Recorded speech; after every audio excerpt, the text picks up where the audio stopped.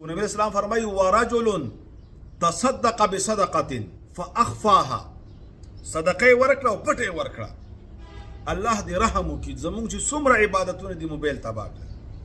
مونږ به صدقه ورکو، هلکه یو تصویر به وباسو، یو سیلفي به وباسو، لږ به سوشل میډیا کې ورکو.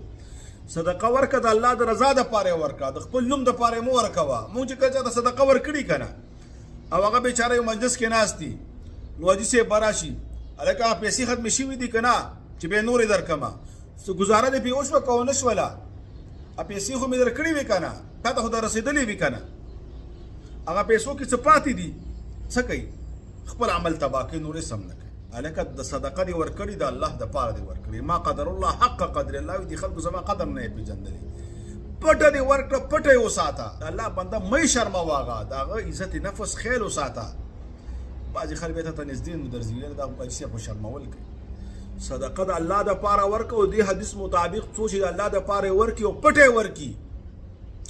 نبی مهربان صلی الله علیه وسلم فرمایي چې اووه کسان هغه چې د الله تعالی د عرش د سوري لاندې به هغه ته ځای میلاویږي، بل سوری به نه وي، لمر به یو نیزه رانږدې شوی وي، یو به پکې دغه کس وي چې صدقه یې ورکړه او د الله دپاره یې ورکړه او په ښي لاس یې ورکړه او کس خبر نه شو او بیا یې پیسبادنې نه کوي، بیا ورته یادونه نه کوي چې هلکه هغه پیسې خلاصې شوې که لا شته دي د خلکو مخکې ورته پیسو دې کار شوی او که نه شوی، بس صرفه چې دا خلک خبر شي چې دا هم سخي ارسلا خان دی، د حاتم طوایي زوی دی، په پښتنو کې پیدا شوی دی، نه دا یو ظالم جابر سړی دی، دا د خپل ځان دشمن سړی دی، دا د خپل آخرت نه غافل انسان دی، د ځان ځکه دشمن دی، خپل عمل یې تباه او برباد کړ، ضایع کړ، او ظالم ځکه دی صدقه یې خرابه کړه، ځان ته یې نقصان ورساو. د الله بنده که خلک خبر شي او که خبر نه شي نو څه، که چاته پته ولګېده او که ونه لګېده. الله فرمایي مما رزقناهم، دا رزق ما درکړی دې نه یې ورکړه. دې کې دې خبر دی چې رازق الله دی، د الله هر څه درکړي او حقیقت دی موږ ته رسونه الله راکړي دي.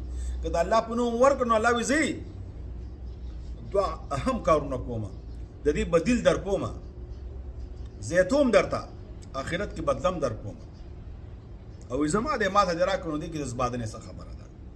لہذا صدقه ورکول او پټه ورکول افضل ده، او دې حدیث مطابق د عرش د سوري لاندې به دا ته سوری میلاو شي. څومره بهتره خبره.